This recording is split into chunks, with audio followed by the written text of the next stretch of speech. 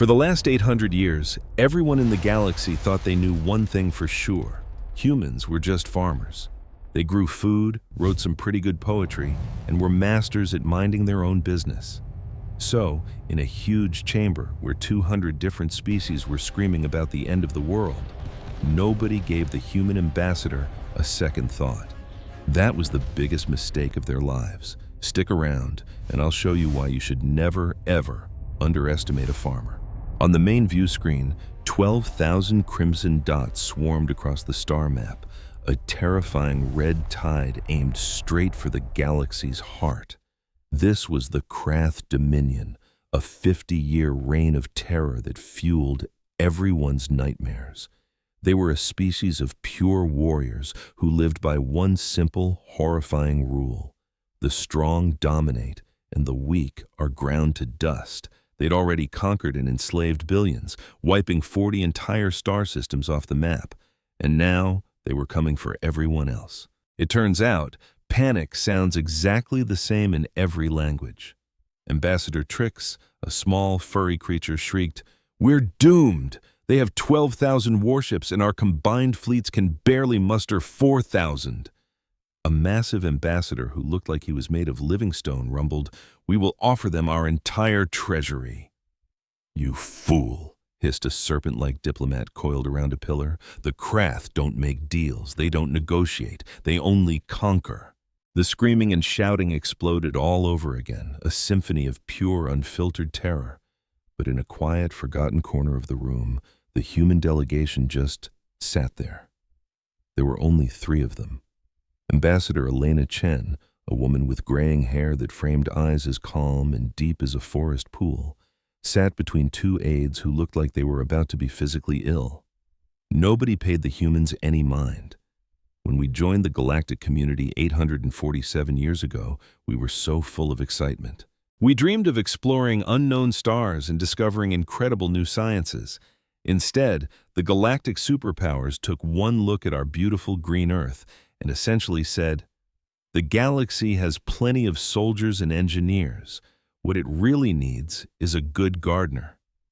And just like that, humanity was pigeonholed as the galactic vegetable aisle.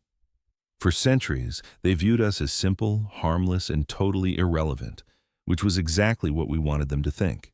Suddenly, the chamber went completely silent.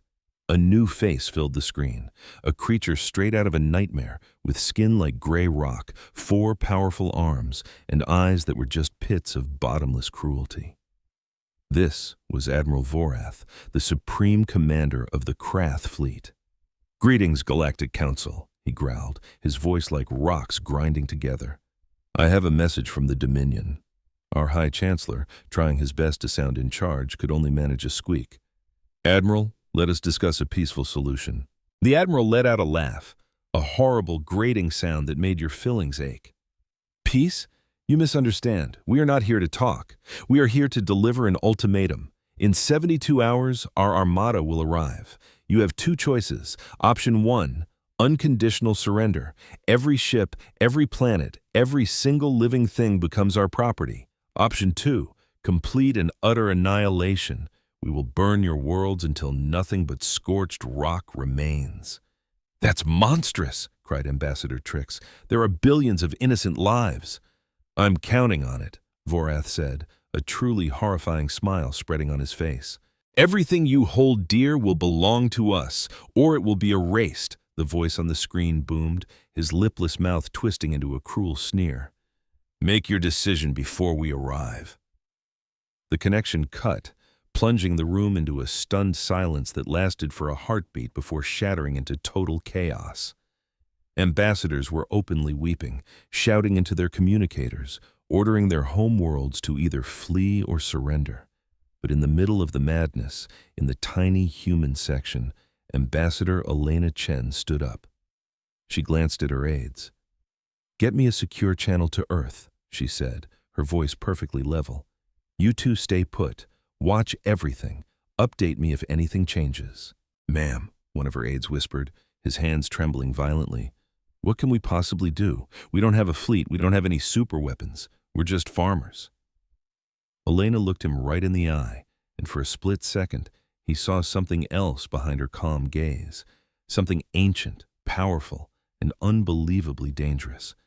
It was the secret humanity had guarded for 1,000 years.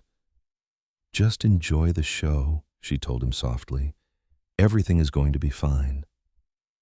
With that, she slipped out a side door, completely unnoticed. In the grand cosmic play, humans were just the stage crew nobody ever saw. The next few hours were a blur of frantic negotiations and doomed strategies. Alliances were proposed and collapsed in the same breath. Some species vowed to fight to the last, while others were already drafting their surrender terms. The hours crawled by, and a heavy fog of despair settled over the council. Then, a technician's sharp gasp sliced through the silence. "Chancellor," she yelled, pointing a shaky finger at her screen, "you have to see this. I'm getting a new energy signature." Every single person in the room snapped their head toward the main view screen, half expecting to see that the Krath had arrived ahead of schedule. They were wrong. Way behind the advancing Krath Armada, in a region of space known to be absolutely empty, a massive, impossible energy source had just popped into existence. "That's not possible," one of the ambassadors muttered. "There's nothing out there." But the sensor data was undeniable. The energy signature was growing, becoming more powerful every second, quickly outshining a nearby star. As the council watched, frozen in place, reality itself seemed to tear open. A rift in the fabric of space began to form, and things started to pour through. "We have contacts," the technician breathed, her voice filled with disbelief. "Dozens. No, hundreds. Oh my God, there are thousands of them." At that exact moment, Ambassador Elena Chen casually strolled back into the chamber, looking as relaxed as if she had just stepped out for a cup of coffee. She took her seat, and as her dumbfounded aide stared at her, she simply folded her hands and watched the screen. Out of that impossible tear in space, a fleet of warships emerged, moving in perfect, chilling silence. Their hulls were a deep, starless black. Their designs were angular, aggressive, and totally unknown to any database in the galaxy. And they were broadcasting nothing. No transponder codes, no identification signals, absolutely zero. "Give me a count," the Chancellor managed to choke out. The technician took a deep breath. 15,000 ships, sir. 15,000 unidentified warships just materialized on the Krath 6. The fear in the chamber didn't disappear. It just changed its flavor. The Krath were a monster they understood. This was something new. As a fresh wave of panic swept through the council, the small, furry ambassador Trix scurried over to Elena Chen, her eyes a wild mix of absolute terror and a tiny flicker of hope. "Who are they?" she pleaded. For the very first time, Ambassador Chen allowed a small, sharp smile to appear. "They're old friends of the family," she said, her voice ringing out clearly in the now silent room. "We call them the Terran Defense Fleet, and honestly, they've been waiting a very, very long time for someone to try and pick a fight. Can you even imagine discovering that everything you believed about an entire species was a complete and total lie? For 800 years, the galaxy had labeled humanity as the quiet, harmless gardeners who kept their heads down. That was all about to change. On the command bridge of the battleship Dominion's Wrath, the four-eyed Admiral Vorath glared at his sensor displays, convinced they were broken. His bridge crew was frozen solid, too terrified to even move. "It's a sensor ghost," Vorath finally snarled. "There is no other possibility." His chief science officer swallowed hard. "Sir, with all due respect, we've run 17 different diagnostic scans. The readings are real. There are 15,000 warships positioned directly behind our fleet." Vorath whipped around, his massive stone body making the bridge feel claustrophobic. His eyes, as black and empty as the void, locked onto the officer.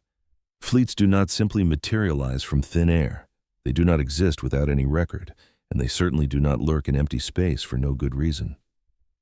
He took a heavy step forward.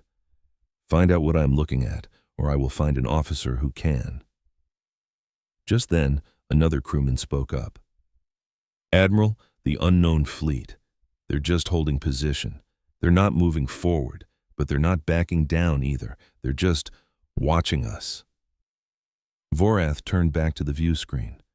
The silent black ships hung there in a perfect formation, 15,000 of them, completely motionless. It felt wrong. A fleet was a loud, chaotic thing. This was a pack of predators waiting. Vorath would never say it, but the sight was deeply unsettling. "Hail them," he commanded. "I want to know who these ghosts are." The communication channel was opened, but for long, agonizing minutes, the only reply was the crackle of empty space. The ghost fleet stayed completely silent. "No reply," Vorath announced, his voice oozing false confidence. "They are either unable or unwilling to communicate. It is irrelevant. They are a phantom, nothing more. We proceed to the core worlds as planned. They can tag along if they wish. It changes nothing." His second-in-command cleared his throat nervously.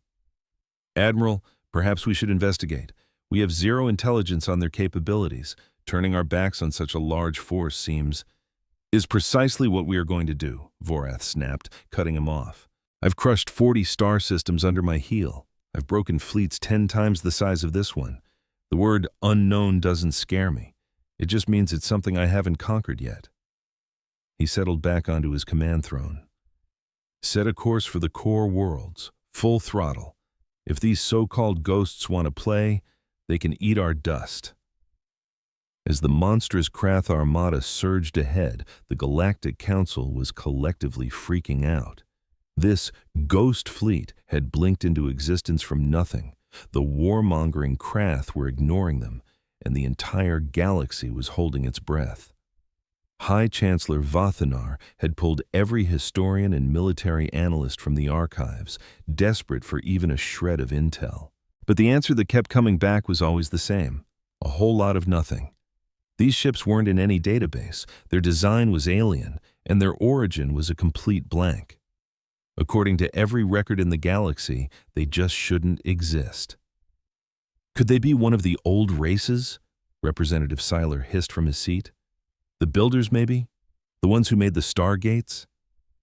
Ambassador Trix shivered, her white fur bristling. "The builders vanished millions of years ago. If they're back, what could they possibly want?" A delegate made of living crystal rumbled with a spark of hope. "Maybe they've come back to save us." Seiler hissed again. "Or maybe they've come back to wipe the board clean. Don't forget, the enemy of your enemy is just the next threat on your list." The council chamber was absolute chaos. Everyone was losing their minds, but over in the human delegation's corner, Ambassador Elena Chen's aides were just staring at her, searching her face for any glimmer of hope. She gave them nothing. She just sat there, perfectly still, her eyes glued to the screen. Finally, a young aide cracked.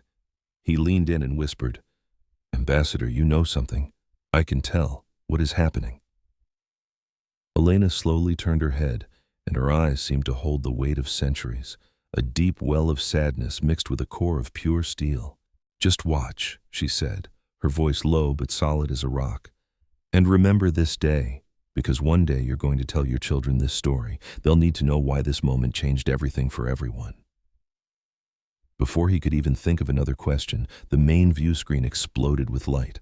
The ghost fleet was on the move. "They're attacking," a technician shouted. "The unknown vessels are closing on the Krath Armada, and their speed is... it's impossible." The entire chamber went dead silent.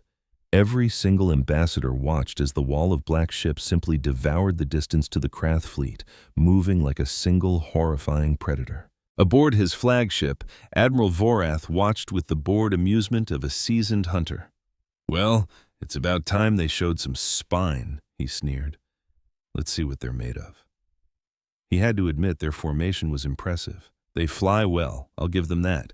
But fancy flying doesn't win wars. Giant ships and even bigger guns win wars. Let's find out what these ghosts are really packing. He leaned forward, a cruel smile spreading across his face. If they wanted a fight, they've come to the right place. All ships turn to engage. Prepare to open fire. Today, we're going to add a few more ghosts to our trophy case. 12,000 Krath warships, the conquerors of 40 star systems, pivoted as one massive weapon. Their cannons whined as they charged up, their energy shields shimmering into existence. They had never known defeat, and they certainly weren't about to start now. The Ghost Fleet just kept coming. Then, a message sliced through the silence. It was broadcast on all channels, translated into every known language, but it originated in one, the voice of a human. To the ships of the Krath Dominion, you are in violation of the Treaty of Protected Worlds. You have one opportunity to power down your weapons and withdraw. This is your only warning. The message ended. On Concordance Prime, you could have heard a pin drop, a human voice, but humans were farmers. They didn't even have a military. In perfect unison, every head in the chamber whipped around to face the tiny human section. Ambassador Elena Chen slowly rose to her feet. She didn't have to say a word. The calm, knowing expression on her face said everything. She had been waiting for this day for a very, very long time. Ambassador Chen, the High Chancellor stammered, his voice trembling slightly. What is going on? What do you know about that fleet? Elena met his gaze. Then she let her eyes drift across the room, over the hundreds of alien faces that had dismissed her people as weak and insignificant for 800 years. I know, she said, her voice echoing in the silent hall, that the Krath really should have listened to that warning. Before her words had even settled, the main screen flashed with a silent, terrifying light. The slaughter had begun. On his bridge, Admiral Vorath could only gape in utter disbelief. The ghost ships were firing, but his sensors were picking up absolutely nothing. No lasers, no missiles, not even a torpedo. Just empty space. And then his fleet simply started to disappear. The first Krath warship just ceased to be. 1 second it was there, shields flaring, guns hot. The next it was an expanding, silent puff of superheated gas. No boom, no warning. Then a second ship vanished, and a third, and a fourth. What is happening? Vorath screamed, his legendary confidence finally cracking. Give me a report. What kind of weapon is that? We don't know, sir, his science officer shrieked, his voice thick with raw terror. There's nothing to detect. No energy signature, no mass. Our ships are just gone. The shields aren't doing anything. Our armor might as well be tissue paper. The silent, methodical destruction continued, ship after ship after ship. The Krath Armada, the most feared force in the galaxy, was being dismantled by an invisible, unstoppable power. Vorath watched his entire life's work, his empire, evaporate into space dust on the view screen. 12,000 ships, the pride of his species, being erased from existence. Fire back, he bellowed. All ships, fire everything we have. Scour that ghost fleet from the sky. What remained of his fleet unleashed a torrent of pure destruction.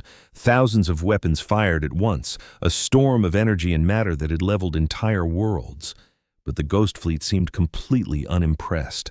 The attacks landed. Vorath saw the explosions with his own eyes. But the black ships didn't shatter. They didn't smoke. They didn't even slow down. They just absorbed the punishment and continued to delete his fleet from reality. It was a waking nightmare. It was the end of the Krath Empire. On Concordance Prime, the Council could only watch, paralyzed by a mixture of awe and absolute terror. The entire battle was over in 11 minutes. In just 11 minutes, the most powerful war machine the galaxy had ever known was reduced to a floating scrap heap. When the light from the last vanishing ship faded, only 347 Krath vessels remained, the few who had killed their engines and begged for their lives the moment the fight turned sour. The Ghost Fleet had spared them. 15,000 black ships now hovered in the wreckage without a single visible scratch on any of them. Then, as one, they began to turn. They turned away from the debris field and pointed toward the Galactic core, toward Concordance Prime, toward the Galactic Council. The chamber erupted in a fresh wave of panic. The fear of the Krath was gone, replaced by the chilling mystery of their saviors. This was a fear that ran much deeper than what they were seeing on a screen. Ambassador Elena Chen stood in the eye of the storm, perfectly calm, utterly unshaken. She simply held up a hand. "Chancellor," she said. Her voice was quiet, but it cut through the rising panic like a surgeon's blade. "If you don't mind, I would like to address the council." Vuthanar just stared at her, his blue skin looking pale and drained. His normally powerful arms hung limply at his sides. "Ambassador Chen," he finally managed to get out, "I believe you have quite a bit of explaining to do." Elena gave a slow, deliberate nod. "Yes," she thought, "I certainly do, and I will. But first, they all needed to understand one critical thing." She looked around the chamber, locking eyes with one alien leader after another. "No one is here to hurt you. No one is here to conquer your worlds, and no one is here to enslave you. What you just witnessed was not an attack. It wasn't the start of a new galactic war." She paused, letting the words hang in the air. It was a rescue. It was what humanity has been preparing to do for 847 years. And now I'm going to tell you the truth about my people, the truth we have guarded for nearly 1,000 years, the real reason we chose to be humble farmers when we could have been kings. The Ghost Fleet continued its silent approach, patient and waiting, and the entire galaxy waited with it, about to learn the single greatest secret it had never even suspected existed. The silence in the council chamber was so heavy you could almost feel it, a physical weight pressing down on everyone, making it hard to breathe, hard to even think. On the main screen, the Ghost Fleet had come to a halt. 15,000 pitch-black ships hung in the void, a solid wall of quiet power, waiting. They were now less than an hour from Concordance Prime. Ambassador Elena Chen walked deliberately from the human delegation's small alcove to the grand podium in the center of the chamber. Every eye followed her every step. Every sensor in the room was trained on her. For 800 years, humanity had been a footnote. In a single moment, they had become the only story that mattered. Elena reached the podium and turned to face them all. Her expression was serene, but her eyes were ancient. 847 years ago, she began, when a Fenari scout ship stumbled upon Earth by pure chance, we were just taking our first baby steps into space. We were a species full of big, innocent dreams, just beginning to poke around our own solar system. We imagined a galaxy filled with wise, ancient beings who'd share their incredible knowledge. We dreamed of joining a cosmic family. But what we found instead was a brutal truth. The galaxy wasn't a library. It was a jungle. It was a place of warring empires where the strong preyed on the weak, and the only law was the law of the biggest club. You either served or you were crushed. The ambassadors in the room shifted uncomfortably. Elena's words were harsh, but no one could deny they were true. When we joined the Galactic Union, we were faced with a choice. We could either try to build warships and go up against races who'd been sailing the stars for millions of years, or we could find another path. Elena's knuckles turned white as she gripped the podium. "You chose to be farmers," High Chancellor Vuthanar sneered, his voice dripping with contempt. "You chose to be irrelevant." "No," Elena corrected him, her voice soft but sharp as glass. "We chose to appear irrelevant. There's a world of difference." She tapped a control on the podium, and the main screen behind her flickered to life, showing a breathtaking, real-time image of Earth, a swirl of blue, green, and white against the velvet black. On the surface, we became exactly what you expected. We were farmers, artists, and philosophers. We grew your food. We wrote your music. We debated ideas. We minded our own business. We were peaceful and, frankly, completely forgettable. But then the screen shifted to a new image, a patch of absolute nothingness, the inky void between galaxies where nothing should exist. Because beneath that quiet, harmless exterior, in the deepest, most hidden folds of space-time that other races hadn't even theorized about, we were doing something else entirely. We were preparing. As the view zoomed in, colossal shapes started to resolve out of the darkness. The council saw impossible structures, shipyards that spanned light years, factories producing weapons based on physics that shouldn't work, and academies where generations of humans did nothing but master the arts of war. For 847 years we built, Elena said. "We explored a kind of physics the rest of you dismissed as a fairy tale. We created weapons that operate on principles your greatest minds haven't even imagined yet. We built our fleets in dimensions your sensors can't penetrate, and we trained our people. Generation after generation, entire families lived and died in that deep, dark space, never seeing sunlight, knowing only their sacred mission, all of them waiting, preparing for the one day the call might come. You could have heard a feather drop in the dead, silent chamber. We call it Terra Obscura," Elena stated. "The Dark Earth. 15,000 ships, armed with technology 500 years more advanced than anything in this room, crewed by soldiers who have trained their entire lives for one single purpose: to protect, to conquer," hissed Representative Seiler from his seat. "You mean to conquer?" Elena turned her gaze to the serpent-like alien, her expression unreadable. "If we had wanted to conquer you, Representative, we'd have done it centuries ago. We could have seized this entire galaxy any time in the last 500 years. We chose not to. Do you understand? We chose not to." "But why?" asked Ambassador Trix, her voice a small, bewildered whisper. "Why hide such power? Why act so weak when you were so strong?" Elena let the question hang in the air for a moment. When she spoke again, her voice was much softer. "Because a very, very long time ago, humanity learned a painful lesson. Before we ever met any of you, we spent thousands of years doing to each other exactly what the Krarth are now doing to this galaxy. We waged wars. We committed genocide. We enslaved, tortured, and annihilated one another. We were every bit as monstrous as any species that has ever existed." The words landed with a heavy thud. "And then, one day, we finally saw what we had become. We took a long, hard look in the mirror and were horrified by the reflection.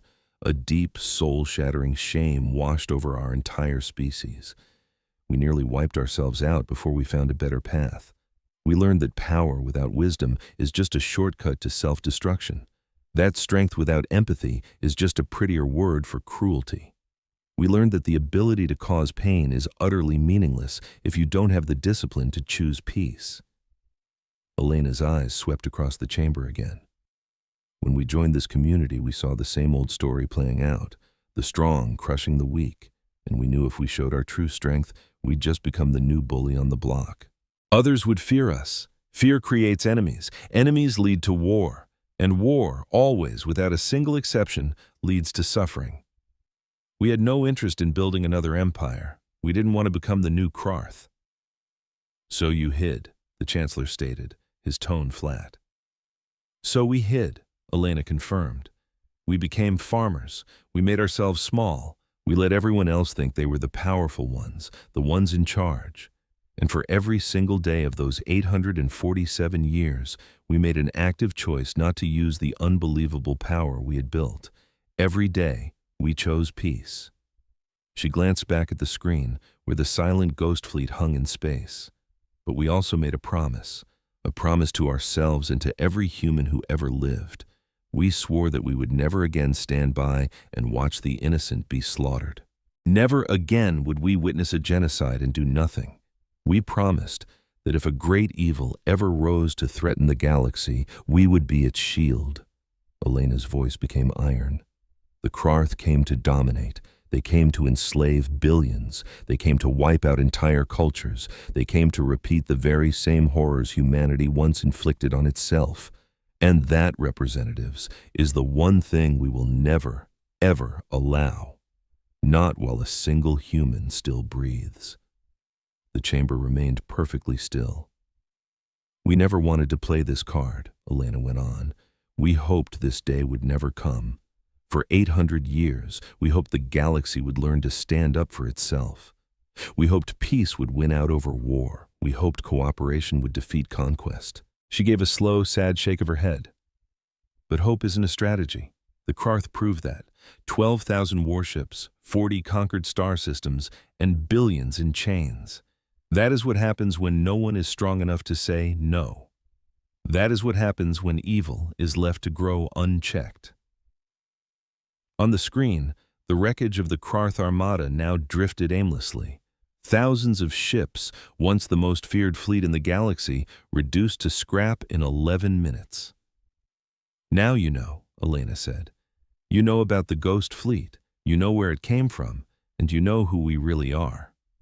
She stepped away from the podium. The only question now is, what happens next? The silence in the room stretched for what felt like an age. Finally, High Chancellor Vathnar broke it. What? What is it you want from us, Ambassador Chen? What are humanity's terms? Elena looked at him for a long, quiet moment. Then, a slow, sad, and tired smile touched her lips. Nothing, she said. Vathnar blinked all four of his eyes. Nothing? Nothing. We don't want your planets. We don't want your technology. We don't want your obedience or your worship or your fear. We want absolutely nothing from you. Then why? Trix asked, her voice trembling. Why build all of this? Why hide for centuries? Why save us? What was the point if you want nothing in return? Elena was silent for a beat. When she finally spoke, her voice was barely a whisper. Because it was the right thing to do. Because innocent people were dying, and we had the power to stop it. So we did. Because that is what humanity chose to become 800 years ago. Not conquerors. Not masters. Protectors. We protect because it's good. We save lives because life is precious. We don't need any other reason. We don't need a reward. She scanned the faces in the chamber one last time. The Terra Obscura fleet will now return to the void. We will go back to watching, and humanity will go back to being your farmers, your artists, and your thinkers. Nothing has to change. In a few generations, you'll probably forget this day ever happened, and that's fine. In fact, it's what we hope for. Then, Elena's voice hardened into a quiet, unbreakable vow. But know this, there are guardians in the dark now. If any species ever tries what the Karth did, if another empire rises on a tide of slavery and death, they will meet the exact same end. Not because we crave power, and not because we seek control, but because some things are just plain wrong, and some wrongs must be made right. She turned and walked back to her seat. That is the truth of humanity. That's the secret we've held for 847 years. And now, you know it too. Behind her, the ghost fleet waited in the void, silent, patient, ever watchful. And for the first time in its long and storied history, the Galactic Council was completely, utterly speechless. The chamber was frozen in silence for nearly 5 minutes after Elena Chen took her seat. The air in the Galactic Grand Chamber was so thick with shock you could barely breathe. 200 of the most powerful species in the known universe just stared, utterly speechless. They couldn't figure out what to say, let alone what to think. Finally, a serpent-like creature named Representative Siler uncoiled himself and slithered to the middle of the floor. His rainbow scales shimmered under the light as he faced the human delegate. "You lied to us," he hissed, his voice shaking with pure fury. "For 800 years, you've lived a lie. You acted weak, like you were nothing. You stood by and watched us bleed and fight and die, and you did absolutely nothing. You could have stopped wars. You could have saved millions of lives, but you decided to hide instead." The human ambassador, Elena, met his furious gaze without flinching. Her face was a perfect mask. "Yes," she said. "Have you no shame?" Siler demanded, his voice rising. "Do you feel zero guilt for all the people you could have saved?" Elena paused for a long moment. When she finally spoke, her voice was heavy, weighted down by a sorrow that felt ancient. "Every single day," she said softly. "For 847 years, humanity has carried that exact burden. We watched conflicts we could have ended with a word. We saw suffering we could have stopped in an instant, and we held back." She rose slowly from her chair. "Do you have any concept of how hard that was? Can you even begin to imagine the price of having that much power and forcing yourself not to use it? To watch people die, knowing you could save them, but also knowing that intervening could unleash something 1,000 times worse on the entire galaxy." She didn't walk to the speaker's podium. Instead, she walked right into the center of the massive chamber, one human woman surrounded by a universe of alien faces. "We made a choice," she stated, her voice unwavering. It was a cold, hard calculation. "We knew that if we ever revealed our true capabilities, you would fear us. That fear would turn into resentment, and that resentment would unite you against us. Eventually, it would lead to war. A war bigger than anything this galaxy has ever witnessed. A war that would kill trillions, not millions." She looked Siler right in the eye. "So we hid. We allowed small fires to burn themselves out to prevent a galaxy-wide inferno. We let thousands die to ensure that billions could live. We chose the lesser of two evils." "That sounds like a wonderfully convenient excuse." Siler snapped back, his tone dripping with sarcasm. "It is not an excuse," Elena replied calmly. "It's a confession. We are fully aware of what we've done. We live with the weight of that decision every moment of every day.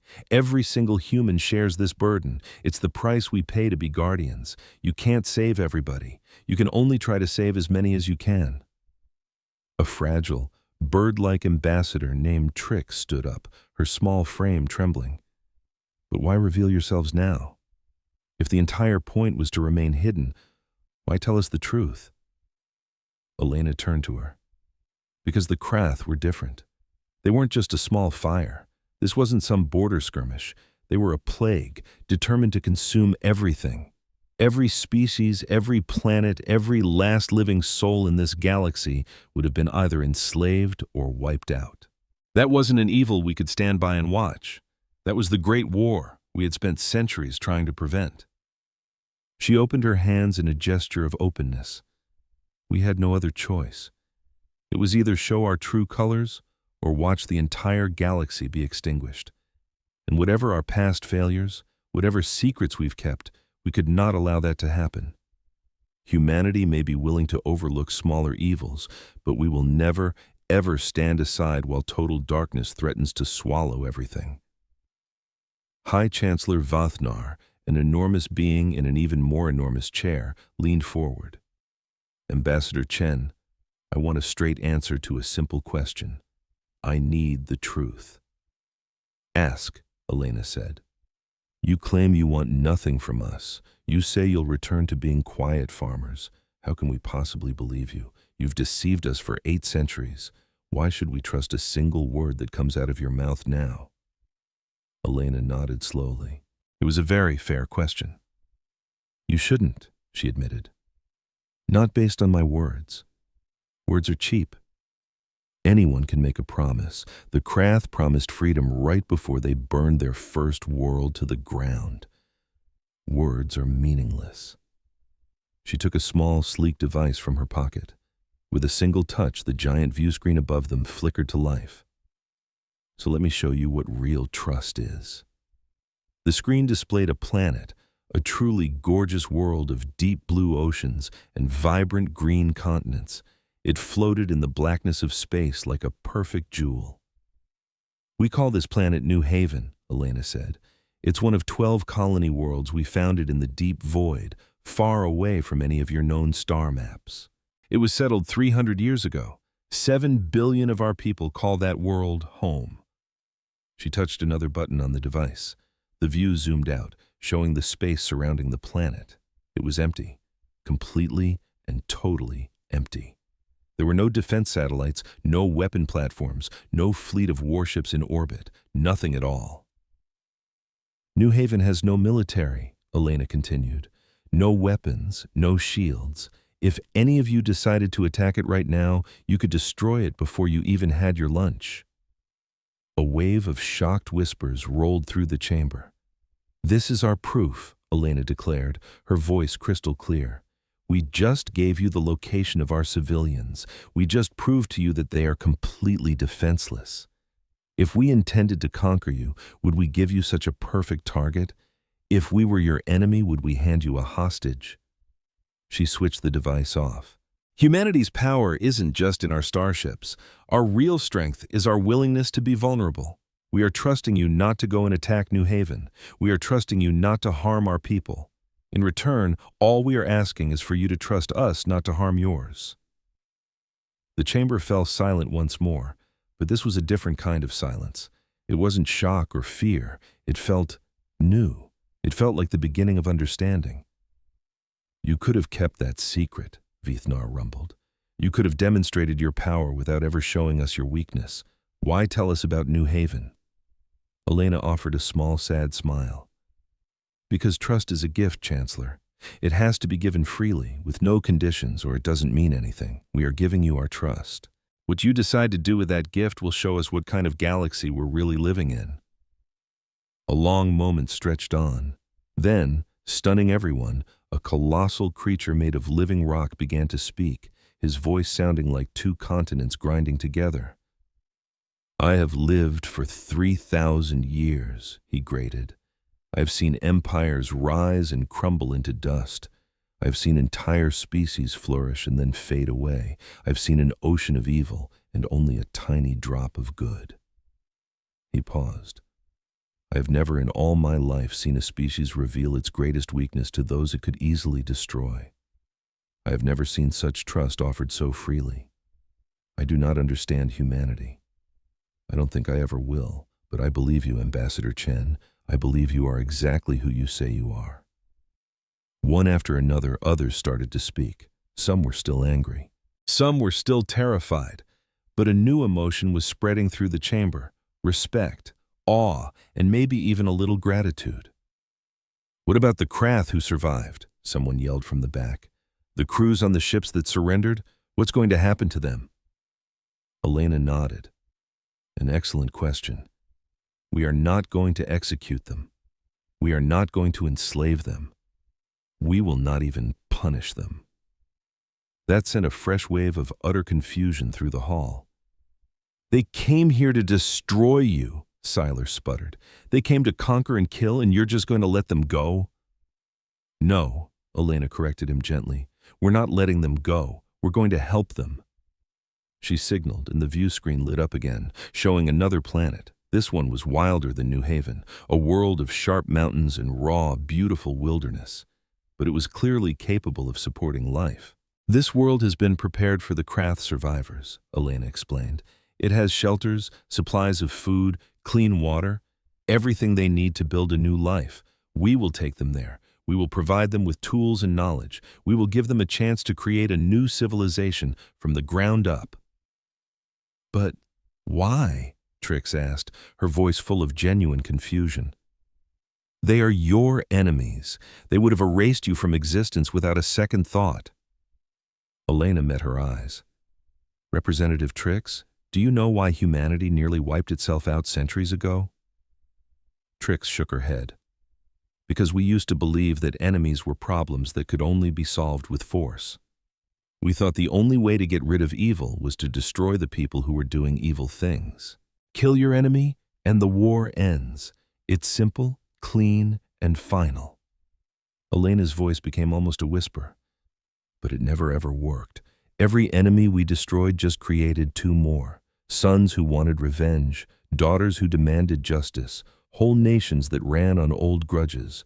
The killing never ended because the hate never ended. Violence only ever created more violence. Death only ever led to more death. It was a vicious cycle with no end in sight." She looked around the now silent room. When humanity finally managed to break that cycle, it wasn't because we got stronger. It was because we got wiser. We learned that enemies aren't problems to be erased. They're people who can be redeemed. You don't stop evil by killing the evildoer. You stop evil by showing them a better way to live. She pointed a hand toward the planet on the screen. The Krath were taught that conquest is the only way forward. Their entire culture is built on the belief that the strong have the right to dominate the weak. That is an evil belief, yes, but it's an evil that was learned. And anything that can be learned can also be unlearned. Elena's voice became firm again. "We will offer the Krath survivors a second chance, a chance to build something better, a chance to become more than they were. Maybe they'll fail. Maybe they'll go back to their old ways and try to build another empire of cruelty. And if they do that, we will be there to stop them again. But there is a chance, maybe just a tiny one, that some of them will find a different way. A chance they will become something better. A small smile graced her lips. That single hope, council members, is worth more than their total annihilation ever could be. It is why humanity chooses mercy, even when every instinct screams for vengeance. The chamber was utterly still, lost in thought. High Chancellor Vithanar rose slowly, his movements carrying the weight of his years.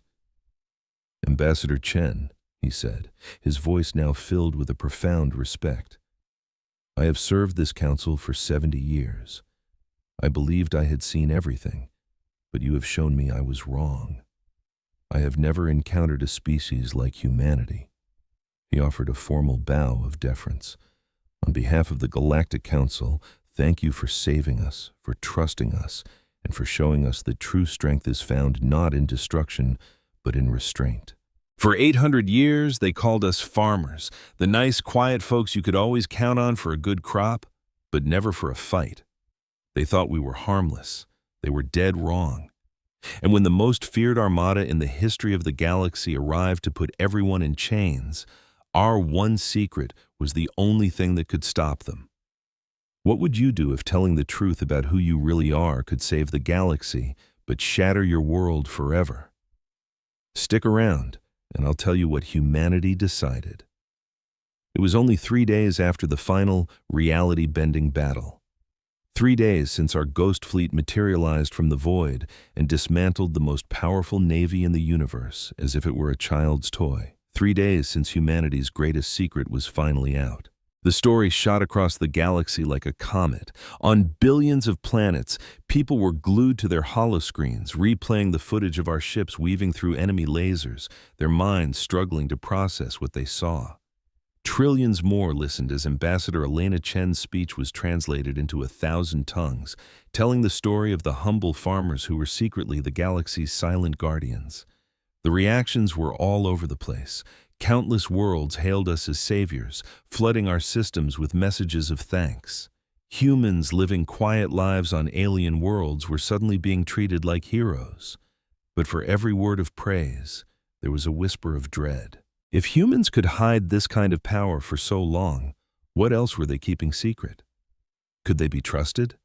Alliances were being redrawn in a panic, and emergency sessions were called to figure out how to deal with the human problem, even though we hadn't made a single threat. And then there were those who were simply ashamed. For 8 centuries, they had looked down on us, treating us like the galaxy's country cousins. Now, the harsh reality of their own arrogance was a difficult truth to face. Back on the capital world, the Galactic Council was in turmoil. For 3 solid days, they had debated, barely pausing for food or rest, trying to grasp the new reality. And through it all, Ambassador Elena Chen just sat and listened, the deep exhaustion etched on her face. In those 3 days, she must have fielded the same questions 100 times. Why did you hide? How powerful are you? What do you want from us now? And each time, she gave the same straightforward, honest answer. Sometimes they believed her, sometimes they didn't. Frankly, she was tired of the arguments.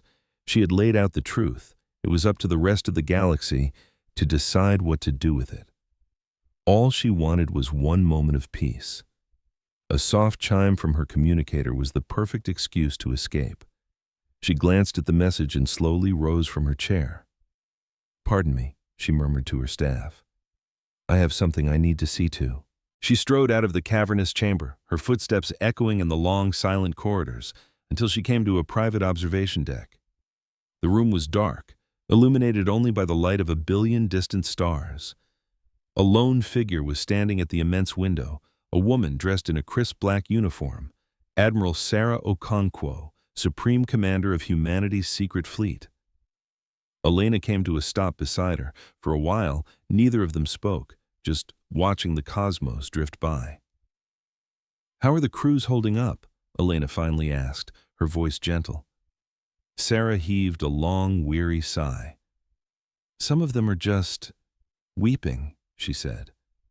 "Imagine giving your entire life to a war you prayed would never happen. Now that it's over, They're just lost. They don't know what to do with all this silence. She finally turned from the window to face Elena. A few have put in requests to go home, to see Earth for the first time. Can you imagine that? Many of them have never set foot on a planet. Their families hadn't touched solid ground in generations. All they know of home are old stories about blue skies and green fields. Elena nodded. Grant every request. They've earned that right 1,000 times over.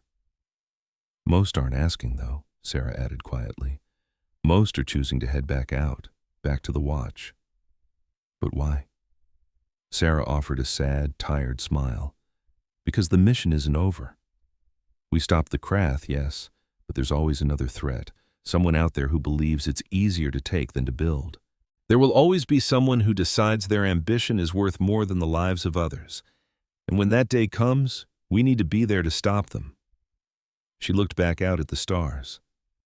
That's the true cost of being a protector, Ambassador. The job is never done. The watch never truly ends. You don't just save the galaxy once and call it a day. You have to be ready to save it over and over forever. Elena said nothing. She understood that burden completely. For 30 years, she had carried her own version of it, playing the part of a simple diplomat from a farming world. I talked to the council about the Krath survivors, Elena said, shifting the topic. They've agreed to let us oversee their recovery. I'm not surprised. No other species wanted the responsibility. Sarah nodded. We've already relocated them to a sanctuary world we had prepared. Most are still in a state of shock. A few are lashing out trying to fight our medical teams. Any of our people hurt? No. They were trained for exactly this. They know how to de-escalate. They know how to be patient. Sarah paused. There is one, though, a Krath admiral named Vorath. He made it through the battle and he won't stop demanding to speak to a human commander. He says he needs to understand. Elena arched an eyebrow. Understand what? Everything, Sarah answered with a shrug. Why we rescued his people instead of just wiping them out. Why we're caring for the very ones who came to enslave us. Why we did any of it. The man is completely shattered. His entire philosophy on strength and weakness has been turned to dust. He has no framework for what he witnessed. Elena considered that for a moment. I think I'd like to speak with him when the time is right. I'll arrange it once things have settled. They fell into a comfortable silence again. Beyond the window, a ghost ship glided by, a blade of pure black against the star field, ready to vanish back into the deep and resume its endless patrol. Do you think it was worth it? Elena asked, her voice barely audible. All of it? 800 years of hiding in the shadows, was it worth what we paid? Sarah didn't reply immediately. I honestly don't know, she said at last. I know what we stopped. The galaxy is still free. Billions of souls are living their lives right now who would otherwise be in chains.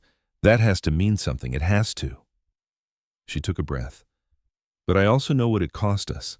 Generations of our people who never saw a sunrise. Entire families who lived and died in the deep dark, defined only by their duty. Children who learned battle tactics before they learned bedtime stories.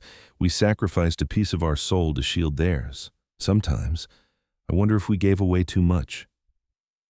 Elena had no answer to that. It was an unanswerable question. Well, the galaxy knows the truth now, Elena said instead. Nothing will ever be the same. We'll be feared, hated by some. They'll try to use us, to manipulate us. The simple life we pretended to have is gone for good. You're right, Sarah agreed. It is. She turned to Elena, a new kind of determination in her eyes. But maybe that's not a bad thing. Maybe this is the wake-up call the universe needed. Maybe it's time for humanity to finally walk out of the dark. We've been ghosts for long enough. Maybe it's time we learned how to be people again, right out here in the open. Elena actually smiled, a genuine one this time. That sounds awfully optimistic, coming from the commander of a secret ghost fleet. Sarah's own smile mirrored hers. Well, one of us has to be. If the Guardians lose hope, what chance does anyone else have? Just then the door slid open. One of Elena's aides stood there, looking flustered. Ambassador, my apologies for the interruption. The council is asking for you. They're prepared to begin discussing the terms of humanity's new official charter in the Galactic Union. Elena let out a soft sigh. More discussions. More questions. More attempts to explain the impossible. It seemed a diplomat's watch was just as endless as a soldier's. "I'm on my way," she said. The aide nodded and disappeared. Elena turned back to the Admiral. "Well, that's my cue, I suppose." Sarah offered her hand and Elena took it. Her grip was strong and steady. "Keep them honest, Ambassador," Sarah said. "We'll be out here, watching. Always." "And you get your people some rest," Elena replied. "You're not just our shield. You're our family. Never forget that." Sarah's smile was real this time. "We'll try." And with that, they turned and walked their separate ways, Model 2. With their entire galaxy on the brink of being snuffed out, the high and mighty council did the one thing they swore they'd never do. They came begging to the woman they had mocked for years. Her name was Elena Chen, the last ambassador of a long-dead race they called humans. To them, she was a living fossil, a ghost at the galactic table, and the looks on their faces were a nasty mix of pity and contempt. But with total annihilation staring them down, they were finally desperate enough to listen to a ghost. What they didn't realize is that this ghost was about to teach them the true definition of power. And if you want to see how the underdog nobody believed in turned the tables on everyone who looked down on them, you're not going to want to go anywhere. Elena let them sweat, watching their panic with a cool calm before she finally spoke. "We can defeat them," she stated simply. You could have heard a pin drop. "We?" one of the pompous counselors sneered. "Your people are nothing but fairy tales and dust." Elena just smiled. "Are we?" A few hours later, just as the enemy fleet moved in for the final killing blow, a tiny ripple appeared on the main view screen. A single ship drifted out of it. It was ancient, scarred, and black as the void itself. A heavy, disappointed silence fell over the chamber. This was their miracle, one beat-up, lonely old ship. And then the impossible began to unfold. That single vessel wasn't a warship. It was a key. It turned a lock in the middle of empty space, opening a gate to pure blackness. And from that darkness, a fleet emerged. Not dozens, not hundreds, but thousands upon thousands of gigantic warships poured out of the void, forming an unbreakable wall of metal between the galaxy and its executioners. The council members just stared, their jaws hanging open. "What? Who are they?" the High Chancellor finally stammered, his voice shaking. That's when Elena delivered the truth. "They are the ghosts," she said, her voice filled with 800 years of hidden pride. "The Terra Obscura, the unseen fleet of..." While you were building statues in your own honor, we were building a shield. We have been protecting you from the shadows this entire time. The enemy fleet was simply erased from existence in a matter of minutes. When the very last enemy ship was gone, the Chancellor turned to Elena, his arrogance completely shattered. Will they return?" She looked him straight in the eye. "Only if you need us. Real strength isn't about having the power to crush others. It's about having the will to protect them. And humanity will always, always choose to protect. It's in our blood." In the quiet, lonely darkness between the galaxies, 15,000 colossal warships settled back into their endless patrol. All across the fleet, crews returned to the routines they had perfected over generations of watching, of training, of waiting. The call for help might come tomorrow, or it might not come for another 1,000 years. It didn't matter. They would be ready. This was the price they paid to be the secret guardians of the galaxy, a heavy burden they carried with a silent, unshakable pride. On a dimly lit observation deck, a young crewman named Leo gazed out at the sea of distant stars. He had never walked on a planet, never felt real sunshine on his face or the wind whip through his hair. He was a child of the void, born in the deep black, just like his parents and their parents before them. But staring out at those beautiful, glittering galaxies, he knew exactly why he was here. He knew who he was fighting for. He knew that light years from his post, on worlds he would only ever see in simulations, Billions of people were sleeping soundly because he and his shipmates were wide awake.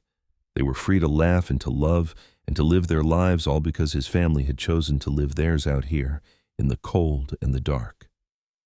And that thought was more than enough to keep him going. It would always be enough. A small, peaceful smile touched his lips as he turned away from the star-dusted window and headed back to his station. The long watch continued. The unseen protectors stayed at their posts, and the galaxy, saved by the very ghosts it had forgotten, was safe.